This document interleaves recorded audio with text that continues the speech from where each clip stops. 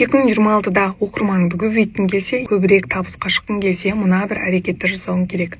Мен 2025-тің соңғы 6 айында YouTube-ты нөлден бастап 20 мың оқырман қостым. Instagram қанша 5 жыл бойы 30 мыңды әре жинап, соңғы 6 айда 1-ден 20 мың оқырман қосылды.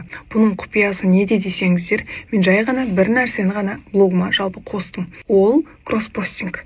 Яғни мен тек бір площадкада емес, и так Instagramға салып жатқан нәрсемді қосымша YouTube, Threads, TikTokқа салып отырдым. Соның арқасында менің YouTube'ым да бір жағынан дамды. YouTube'тан жаңағыдай долгосрок контентті көріп келіп, адамдар менің продуктыларымды сатып алып жатты. Солай менің табысым да өсті, оқырманым да өсті. Дәл солай жасау арқылы, яғни бір площадканы емес, 4 площадканы жүргізетін болсаң, саған 5 оқырман емес, 20 оқырман келіп, сенің оқырманың анағұрлым тез өседі, және де сенің табысың да тезірек артатын болады.